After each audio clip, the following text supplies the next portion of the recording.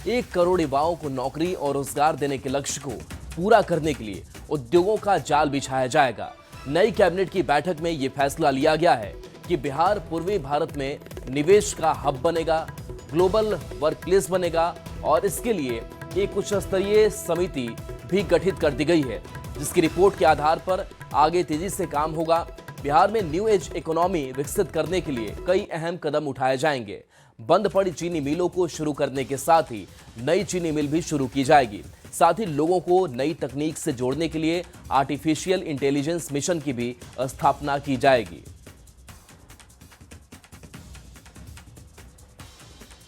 कुछ निर्णय हुए हैं, वो उद्योग के जाल को बिछाने का है और बड़े पैमाने पर रोजगार सृजन का है। जो पहला निर्णय है वो पूरे पूर्वी भारत का, इस राज्य को न्यू टेक हब के रूप में विकसित करना है और इस उद्देश्य से defence corridor, semiconductor park, global capability centres, mega tech city, fintech city, ये जो स्थापित करना है, तो इस तरह की योजनाओं को कैसे स्थापित किया जाए, एक मिशन मोड में और उसका अनुश्रवण करने के लिए मुख्य सचिव की अध्यक्षता में समिति के गठन का निर्णय हुआ है और इस समिति में राज्य, देश के स्तर पर और अंतर्राष्ट्रीय स्तर पर वैसे परामर्शी, वैसे लोग जो इन क्षेत्रों में काम बहुत अच्छा किए हैं, उनको भी समिति का सदस्य बनाया जाएगा और एक निश्चित समय सीमा अंतर्गत 6 माह के अंदर में यह रिपोर्ट प्राप्त करके और फिर काम को प्रारंभ किया जाएगा।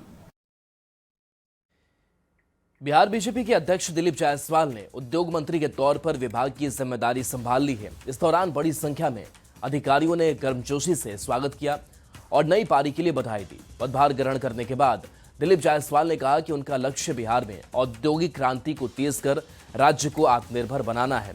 रोजगार को बढ़ावा देने में उद्योग विभाग की अहम जिम्मेदारी होती है।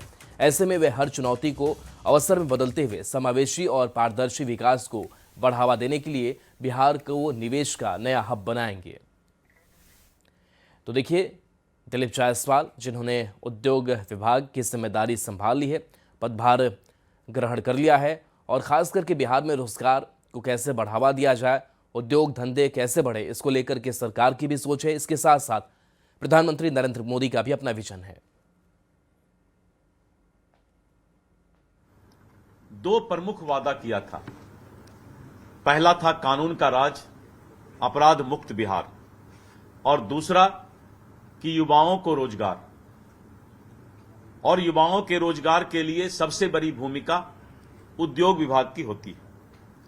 उद्योग विभाग में बहुत अच्छे डायनामिक ऑफिसर्स अभी मौजूद में हैं और जिनकी सोच भी है कि इस बिहार के अंदर रोजगार युवाओं को कैसे ज्यादा से ज्यादा मिले, इसकी चिंता करें। वैसे भी हर चुनौती को स्वीकार करके अवसर में बदलना मेरे जिंदगी का सबसे बड़ा पहचान रहा है। आप निश्चित रहें कि उद्योग विभाग में आने के बाद पहले से जो मंत्री ने अपने काम किए हैं, उस काम को भी आगे बढ़ाएंगे और आने वाले समय में एक इतिहास की लकीर खींची जाए, इसका मेरा पूरा प्रयास होगा। बिहार के औद्योगिक क्रांति को गति देने और राज्य को आत्मनिर्भर बनाने के लिए उद्योग विभाग की बहुत बड़ी भूमिका है और हमारा लक्ष्य है कि बिहार को निवेश हब बनाया जाए, जहां हर वर्ग के लोग उद्यमिता से जुड़ सकें और रोजगार के लिए अवसर सृजित कर सकें। उद्योग विभाग के कई योजनाएं हैं, नीतियां हैं जो राज्य की अर्थव्यवस्था को मजबूत बनाने में महत्वपूर्ण भूमिका निभा रही है, जैसे मुख्यमंत्री उद्यमी योजना, बिहार लघु उद्यमी योजना, स्टार्टअप पॉलिसी, बिहार औद्योगिक निवेश प्रोत्साहन पैकेज और आदि। हमारी सरकार इन योजनाओं को और मजबूती से धरातल पर उतारेगी और नए निवेशकों को आमंत्रित करेगी। मैं विश्वास दिलाता हूं कि हम पारदर्शिता, गति और समावेशिता के साथ काम करेंगे और बिहार को भारत का प्रमुख औद्योगिक राज्य बनाने में मेरा सबसे बड़ा। तो मंत्रियों के पदभार ग्रहण करने का सिलसिला लगातार जारी है। इस बीच बड़ी खबर शेखपुरा से, जहां भीषण हादसा हुआ है, 6 लोगों की मौत हो गई है। हादसे में 9 लोग घायल हैं। चिवाड़ा के मनियाडा मुख्य मार्ग पर है हादसा हुआ है। ट्रक ने ऑटो को टक्कर मारी। आक्रोशित लोगों ने सड़क जाम कर रखा है। घायल का इलाज अस्पताल में जारी है। अजीत हमारे साथ न्यूज 18 संवाददाता। अजीत, कैसे ये हादसा हो गया, लोगों की जानें गई हैं? जी, एक बहुत बड़ी घटना भी हुई है। सड़क हादसे में 6 लोगों की मौत हुई है। सभी लोग शेखपुरा से ऑटो पर सवार होकर चिवाड़ा की ओर जा रहे थे। इस तेज रफ्तार में आ रही ट्रक ने टक्कर मार दिया, जिसके कारण 6 लोगों की मौत होगी। लगभग 9 घायल बताए जा रहे हैं। सभी लोग अस्पताल में इलाज चल रहा है। स्थानीय लोग, आक्रोशित लोगों ने सड़क को जाम कर दिया है। स्थिति बिल्कुल, अब पुलिस वाले घटनास्थल पर पहुंच चुकी है, लोग को समझाने बुझाने का काम कर रही है। ट्रक चालक भाग फरार हो गया। जी, अभी स्थिति तनावपूर्ण बनी हुई है लोगों के बीच में। आक्रोशित काफी लोग हैं। अभी पहचान की हो पाई है? शेखपुरा के हैं सभी हैं। शेखपुरा जिले के चिवाड़ा कई गांव के हैं, एक जगह तो नहीं है। कई गांव के लोग जो मृतक हैं, उनके परिजन भी आप घटनास्थल पर पहुंच चुके हैं। सभी की पहचान भी शिनाख्त की जा रही है। पुलिस भी काफी मदद कर रही है लोगों को पहचान कराने में। जी, 9 लोग जो घायल हैं, उनकी स्थिति अभी कैसी है? अभी सब ठीक है, जिसमें 2 की स्थिति गंभीर बताई जा रही है, लेकिन और लोग सामान्य स्थिति में। डॉक्टर सारे इलाज कर रहे हैं। अभी सदर अस्पताल में उनका इलाज चल रहा है। जी, शुक्रिया इस अपडेट के लिए आपका अजीत। और देखिए, तस्वीर भी हम आपको दिखा रहे हैं। 9 लोग जो घायल हैं वो इसी अस्पताल में भर्ती कराए गए हैं और डॉक्टरों की टीम लगी हुई है। ये उस घटना स्थल की तस्वीर है जहां भीषण सड़क हादसा हुआ, 6 लोगों की जान चली गई है। ये तस्वीर देखिए, जहां ट्रक आपको दिखाई दे रहा होगा और ट्रक ने ऑटो को टक्कर मारी और इसी ऑटो में बताया जा रहा है कि कुछ लोग सवार थे और इसके साथ साथ जो ट्रक है उसके भी परखच्चे उड़े हुए हैं और ऑटो भी क्षतिग्रस्त दिखाई दे रहा है। यहाँ पर स्थानीय लोगों की भीड़ जमा हो गई है। स्थानीय लोगों ने गुस्से में आकर के फिलहाल सड़क को जाम किया है। प्रशासन की यहाँ पर मौजूदगी है। प्रशासन की पहली प्राथमिकता यही कि कैसे जो घायल है उनका ठीक तरीके से इलाज कराया जाए। इसके साथ साथ जो मृतक है उनके परिवार वाले भी यहाँ पहुंच चुके हैं। बढ़ते आगे तो देखिए, डिप्टी सीएम सम्राट चौधरी ने गृह विभाग की जिम्मेदारी संभाल ली है। इसके पहले सदर पटेल भवन में गृह मंत्री सम्राट चौधरी को पुलिस जवानों ने गार्ड ऑफ ऑनर दिया। 20 साल में पहली बार नीतीश कुमार ने गृह विभाग की जिम्मेदारी सहयोगी बीजेपी को दी है। अब तक लगातार सीएम के पास ही गृह विभाग था, लेकिन अब ये जिम्मेदारी संभाल चुके हैं। ये आपको तस्वीर दिखा रहे हैं जहां गृह विभाग की जिम्मेदारी संभाल चुके हैं सम्राट चौधरी। तो ये बड़ी जिम्मेदारी और 20 साल बाद ये पहली बार हुआ है कि नीतीश कुमार ने गृह विभाग की जिम्मेदारी सहयोगी बीजेपी को दी है।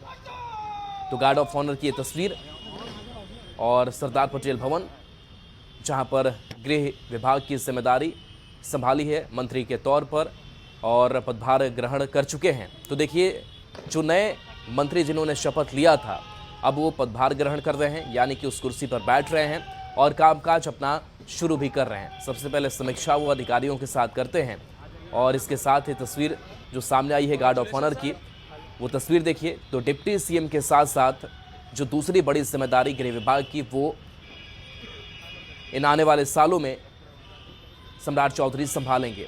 तो बिहार के लॉ एंड ऑर्डर को लेकर के, कानून व्यवस्था को लेकर के एक बड़ी जिम्मेदारी और माना जा रहा है। और सम्राट चौधरी लगातार ये कहते भी आए हैं कि अपराधियों के खिलाफ हम स्ट्रिक्ट एक्शन लेंगे, किसी भी अपराधी को बख्शा नहीं जाएगा, कानून व्यवस्था और मजबूत बिहार में होनी है। तो नीतीश कैबिनेट की पहली बैठक में लिए गए कई बड़े फैसले को बिहार में लेकर सियासत इसे तेज हो गई है। कांग्रेस और आरजेडी ने इसे आई वॉश बताया है, वहीं एनडीए नेताओं ने इसे सरकार की बड़ी उपलब्धि बताया है।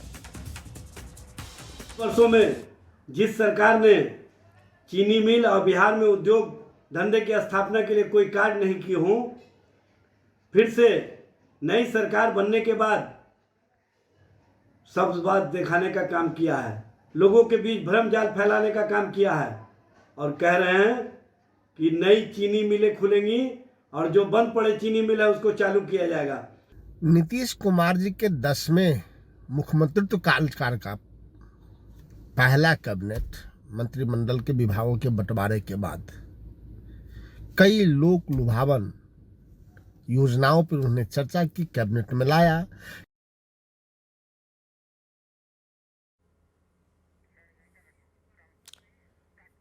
और इधर पथ निर्माण विभाग में पदभार ग्रहण करने के बाद मंत्री नितिन नवीन ने सीएम नीतीश कुमार से मुलाकात की और उनका आशीर्वाद लिया। नितिन नवीन ने सीएम से मुलाकात की तस्वीर सोशल मीडिया एक्स पर साझा किया है। सीएम का बिहार के समग्र विकास के प्रति अटूट संकल्प और स्पष्ट विजन निरंतर प्रेरणा प्रदान करता है, ये नितिन नवीन लिख रहे हैं। और उनके स्नेह और विश्वास के लिए हृदय से आभार नीतीश कुमार का नितिन नवीन ने जताया है।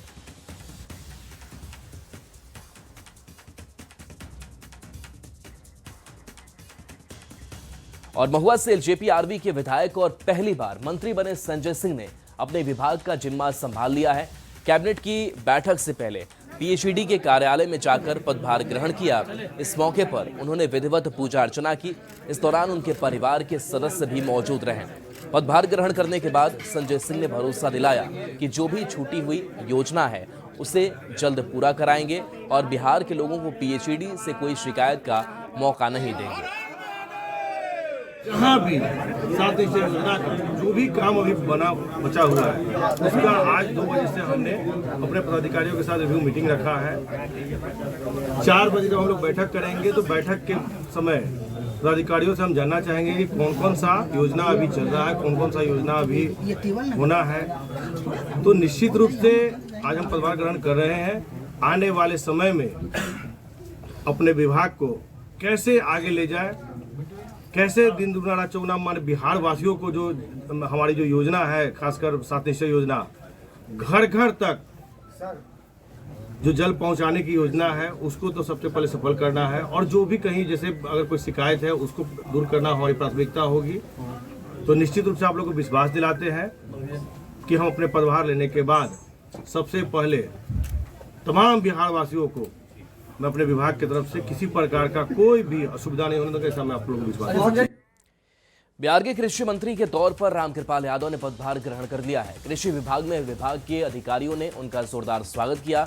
इस मौके पर रामकृपाल यादव ने कहा कि उनके ऊपर एक बड़ी जिम्मेदारी है और वे किसानों के हित में जो भी संभव हो सकेगा काम करेंगे।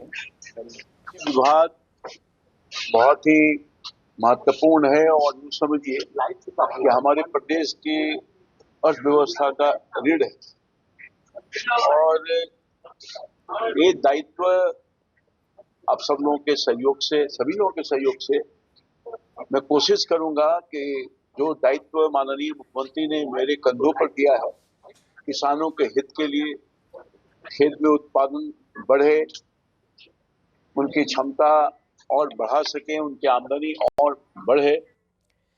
बिहार चुनाव में आरजेडी की हार के बाद एक तरफ जहां अंदरूनी कलह नजर आ रही है, वहीं अब पार्टी ने आरजेडी को लेकर गाना बनाने वाले कलाकारों को नोटिस भेजने का मन बनाया है।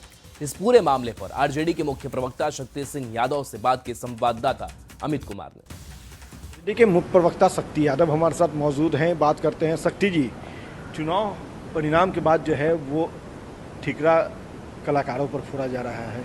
पार्टी के अंदर जो अंदरूनी जो खींचतान चल रही है, इसको कैसे आप लोग कब तक टैकल कर लेंगे? पार्टी ने ये समझा कि जो पार्टी ने स्वीकारा नहीं, पार्टी ने माना नहीं, ना आधिकारिक माना, ना अपने सोशल साइट पे डाला, और बावजूद भी इन गानों का सहारा लिया गया। इसका मतलब कि भारतीय जनता पार्टी ने जानबूझकर इन गानों को प्रस्तुत करने के लिए लालच दिया और तभी ये गाने गवाए जिसका इस्तेमाल चुनाव में हुआ।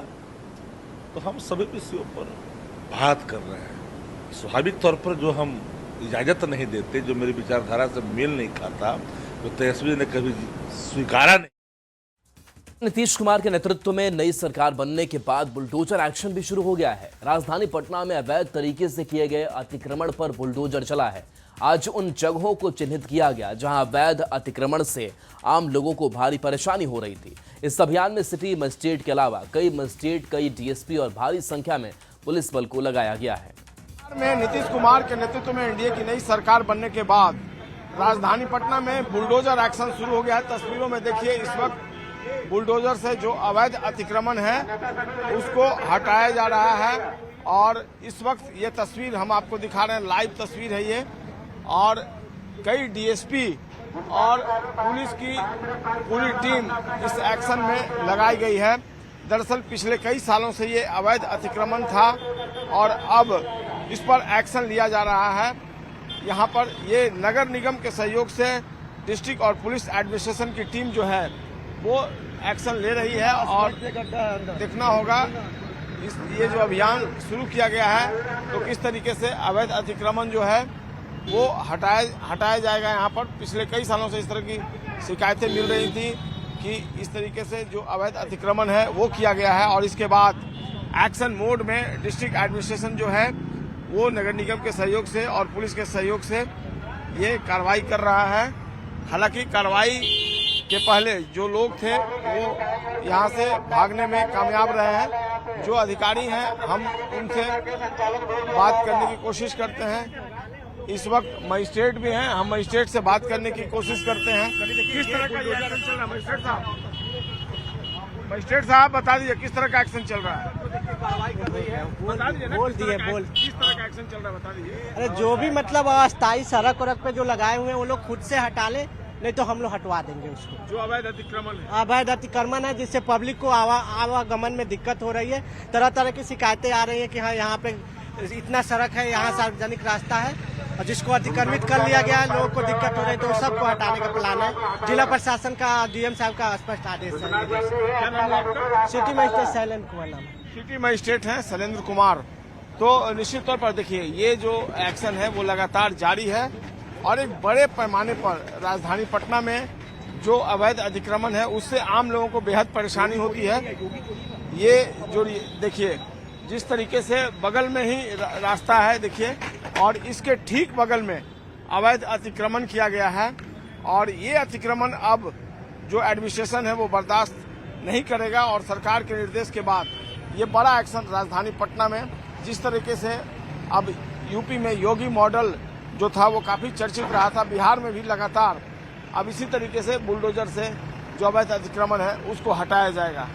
कैमरा पर्सन दीपक के साथ संजय कुमार, न्यूज 18 पटना। तो देखिए नई सरकार गठन के बाद से जो बुलडोजर एक्शन है वो अब देखने को मिल रहा है। जाम से लोगों को निजात दिलाने के लिए बुलडोजर एक्शन हुआ है और माना यह जा रहा है कि ये सरकार इसी तरीके से एक्शन आने वाले वक्त में भी लेगी। एक छोटे से ब्रेक का